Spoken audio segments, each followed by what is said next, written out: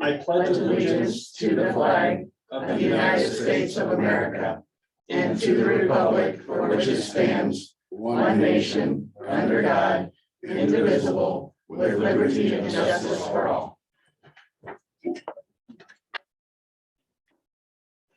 Good morning. This morning I can ask for approval of the agenda as presented. I'll make a motion to approve today's agenda. I'll second that. Any discussion? Hearing none, all in favor say aye. Aye. Aye, motion carries. Next item I have is approval of the minutes dated May 18th, 2022. I will move to approve. I'll second that. Any discussion? Hearing none, all in favor say aye. Aye. Aye, motion carries. Next item I have is the approval of claims for payment dated May 25th, 2022. Move to approve. I'll second that. Any discussion? Hearing none, all in favor say aye. Aye. Aye, motion carries. Taylor, Yep, ready. consideration of the wellness committee proposal. So we're kind of doing the same thing we've done the last couple of years where we're trying to provide incentives to those people on their health insurance to be healthy, because in turn that lowers our rates as we've seen the last couple of years. So for this year's, we decided let's try to offer them a wellness day. So it would be you guys giving them like whatever they get for their personal leave every day according to county policy, they would get another one of those. So for most people, it's 7.5 or 8 hours. Okay. So to do it, they have to earn 200 points. And as you can see, you get 100 points for going and just visiting your doctor, getting your exam done. And then there's a bunch of other little activities during the year to get them up to the 200 points. Okay. And the activity will be done off county time. Correct. so- Yep. And they're it's gonna have not to like a track double dip. themselves and all that. Yes. With the wellness exam, obviously you gotta go take time off, so that would be paid time off, not time off. Yeah, you'd have to use your sick leave just like, yeah, any other time. And the consensus was unanimous with your wellness committee to approve this. Okay. 3 county sponsored activities. What are you thinking? Those haven't really been decided, but the last couple of years, we've done like one where you need to walk or jog or run. You need to keep track of how much water you drink or fruits and vegetables.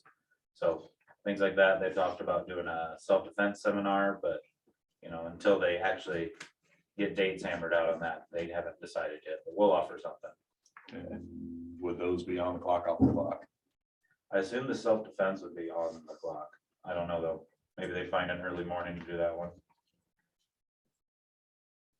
I'm just asking. If we're given another day, we're giving time off plus another day. And who's administering the plan? You are, Allison's gonna. Yeah, track everything? Allison and Becca are gonna work together to do it, yes.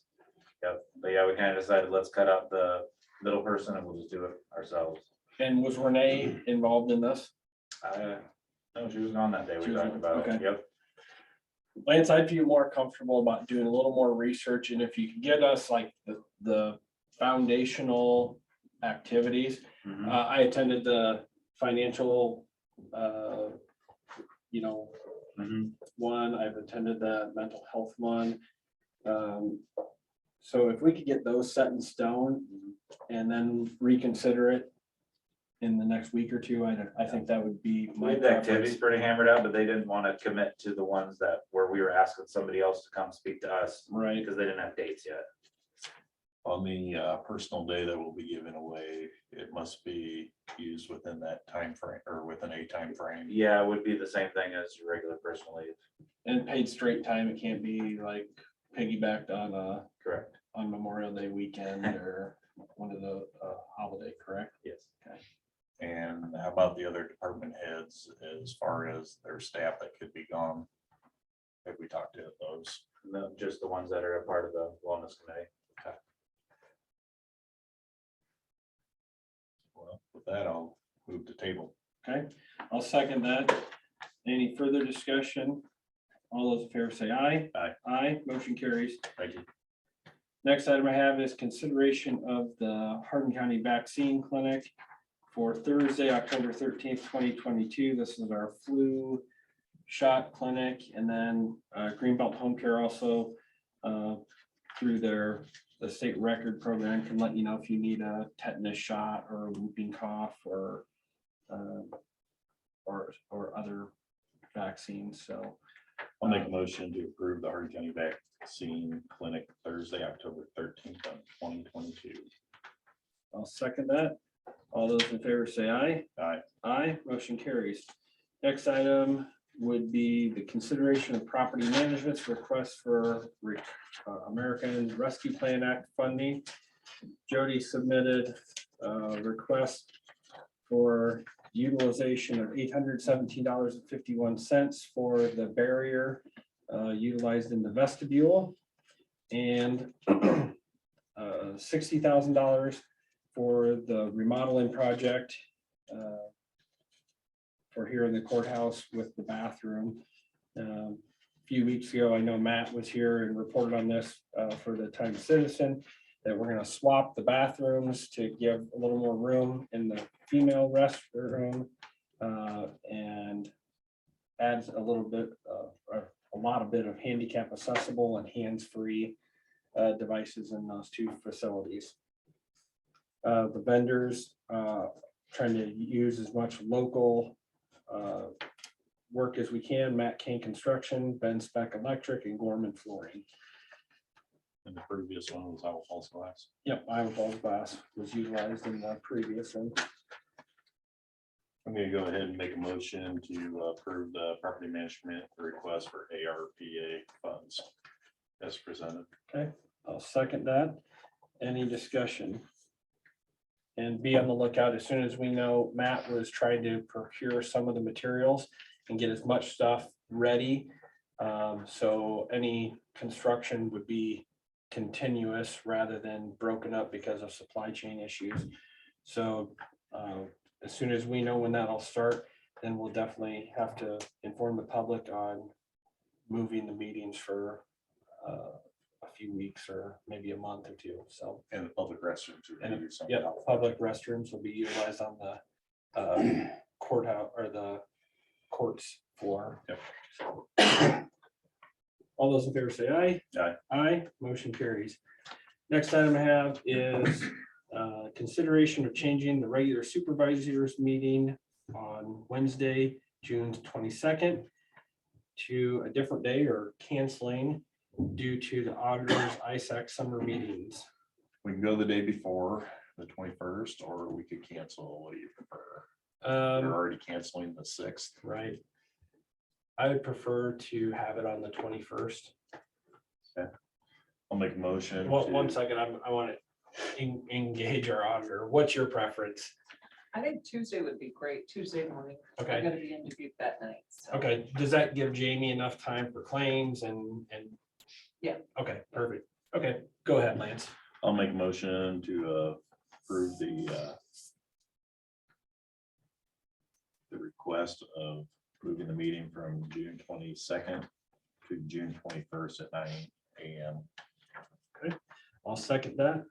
Any further discussion? Hearing none, all in favor say aye. Aye. Aye, motion carries. Next item I have is a change of status from the Veterans Affairs Commission. This is the resignation of Bernal Kierson. He is our Veterans Affairs Director. This is effective May 18th, 2022. He's been with the Veterans Affairs Commission since June 15th, 2017. His last day of work was May 18th, 2022. And I just want to read a note here on the change of status from Lieutenant Colonel Kierson. It has been a pleasure and honor to serve the veterans of Hardin County and as a VA director for the past 6 years, as well as working with you.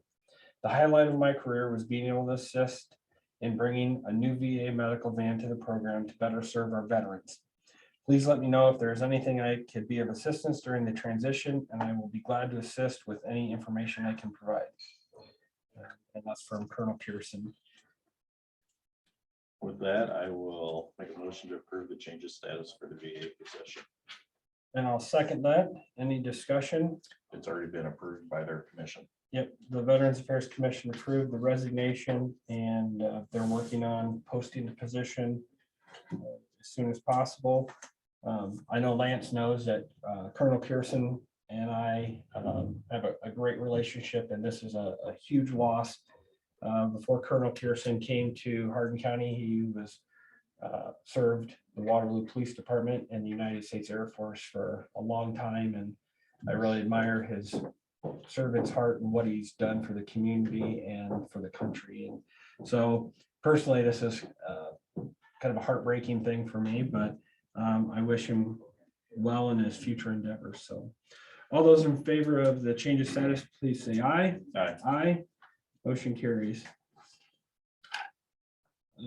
Next item I have is Summit Carbon Solutions project update. Kaylee, you can come on up. I had a request from a member of the public. They had a few questions, so if you don't mind enlisting your assistance from somebody else or yourself on a couple questions, when you're finished, that'd be great. Yeah, So, for sure. We can Go ahead. Definitely answer some questions. I'll hand these out to you Okay. guys. Thank you. There we go. And you know what, if you leave some for Renee, I'll get Okay. hers later today. Yes. Okay. Perfect. So I assume everyone in here is pretty familiar with what the project is at this point, right? We're just waiting on the magnitude of the scope, I think, at this point. Okay, so really what I'm here to talk about today, we have two handouts. We have the updated project map, and then also some Iowa specific and county specific numbers. But we also want to talk about the why of the project. So really, this is an agriculturally driven project. So the parent company of Summit Carbon Solutions is Summit Ag. That's an Iowa-based farming company. And then also another why is because of the strong ties between the ethanol industry and the agriculture industry, especially in the Midwest where so much corn is sold to ethanol plants. And you can see on the little handout that I've given you, 57% of corn in Iowa is sold to ethanol plants. So that's a pretty large number. With this project, once it's completed, the ethanol plants will be able to sell into the growing markets that are going to continue to grow, and the corn producer will be able to sell their corn for a premium. You know, without this project, we will likely see the corn producers, well, the ethanol plants will struggle, and then in turn, the corn producers would struggle. And then that just has a ripple effect across the whole state and county. So with that said, we'll move over to Hardin County specifically. We had a third party, Ernst & Young, run these numbers that you see here. I'm not going to go over the state specific, but county specific, the total investment into Hardin County would be around $56 million. And then the new annual property taxes that would come into Hardin County is around $2.1 million. So just to kind of gauge that, 34% of the property taxes in Hardin County go to schools. That's around $738,000 a year kind of going to schools extra. So I'll move on to the general project update, and then you guys can ask any questions. Construction, we expect that to start at the end of summer 2023, so around August. Land acquisition, we're doing decently in Iowa. The best counties we have, Greene and O'Brien, they're at around 60% land acquisition. We still have some work to do in this county, but you know, that's why we're here. Our land agents are working, trying to communicate. What percent are you here? I'm not sure on the exact number, but I know it's lower than 50% for sure. So as far as permitting, we're still collecting information and requirements. Bill over here, I think, has been talking with county engineers. So we are hoping to submit those soon. We have filed with the IUB, and we expect that decision to be made in June of 2023. But you know, that could change. Partnerships, we have 32 ethanol plants across 5 states. Minnesota Power Cooperative, that's a CO2 storage partnership. And then our investors, there's a lot of investors, but just the bigger ones, John Deere, Continental Resources, Summit Ag. And then I think a little bit more than 50% of the ethanol plants that we have partnered with also decided to invest. Lastly, community investment. You know, at the end of the day, Summit Carbon Solutions, Summit Ag, we are a part of this community. Summit Carbon is based in Ames, Iowa. So we are a part of the community and we want to plug into the community's partnership with them, whether that be through volunteering our time or making donations. So we are here to listen and be a part of the community. Any questions? Counselor? Do you know, or if anybody else here from Summit is aware of any legal challenges to any other states' laws that they've created that are obstacles to selling Iowa ethanol domestically? When that's not- I don't know if anything specifically. No, sir.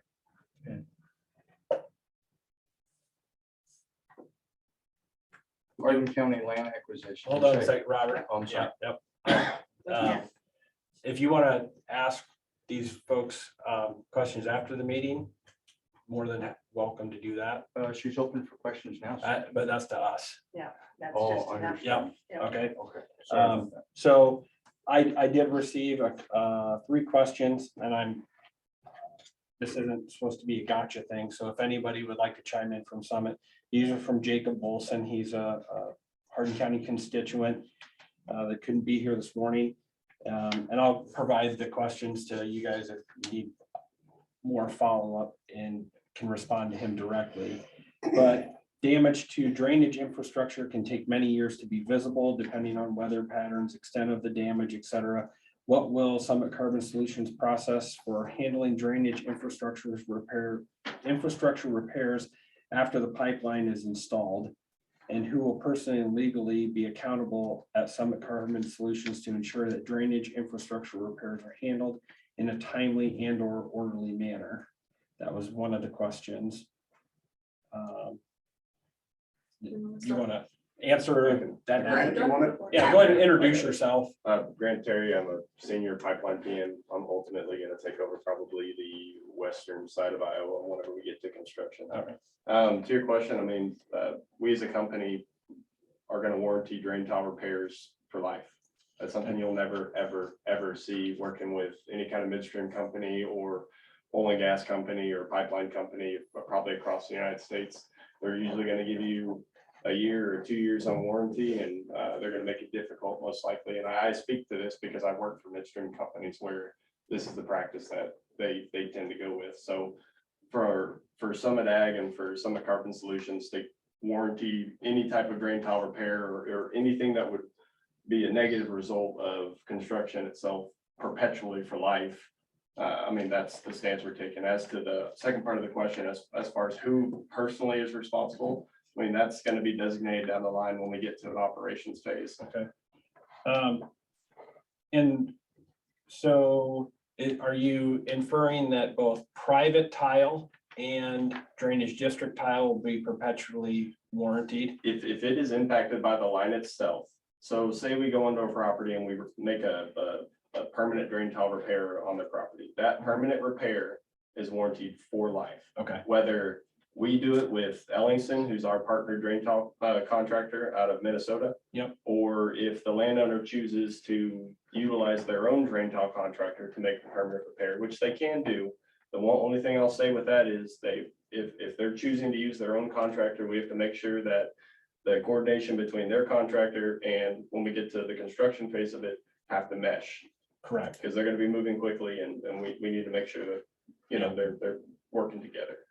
Go ahead, Counselor. What financial resource backs up that warranty? You mean from us? Yes. I mean, they just work it into their I mean, is it a bond? They just work it into their OpEx as far as the budget for it. Well, What do you I mean. Is there a 30 years from warranty now- bond, 30 or is years there- from now, Yeah. is that promise gonna be good? Yes, absolutely. Well, I mean, so if a company changes hands and Whoever's- does all that, the- where is there The easement. is there a goes- pot of gold then that sticks with that promise? You can go ahead. Yeah, so in the easement agreements that we give out to landowners, there is a statement in there that whoever, if the company were to sell, and they were to pick up that pipeline, that easement agreement cannot change. What we have agreed to, they have to also agree to. But what backs up the words? Is So there something is in it the a account warranty waiting to bond? be used to back that up? As far as money. Yeah. I mean, like I said, it's built into the OpEx for the company builds it into their annual There are budget. funds that are gonna be available.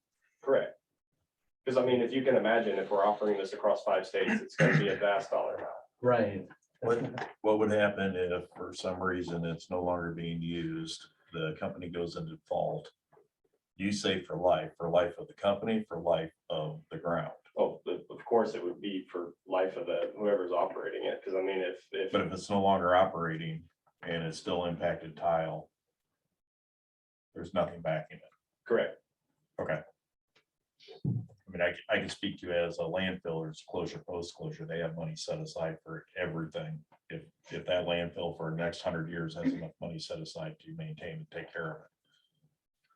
Like, that's the question we're asking. This could, Yeah. doesn't. And obviously, very fair question to ask, and that's something I think we will want to look, and I'm confident we have that. We will want to look and make sure that is something that we have, because that's not that's a question we're gonna get asked a lot, and we're gonna want to make sure that we do have that in there. So I'm very confident that is in there. I know we'll have to look and see where that actually is to get that back to you guys. So, Daryl, what, I mean, because wouldn't you hope that there'd be initially a construction bond and then a warranty bond? They have something. Right. Yeah, okay. The next question I have for Mr. Bolson is, when the pipeline crosses a body of water such as Beaver Creek, what construction process and techniques will be utilized to address stream bank erosion risks during and after construction?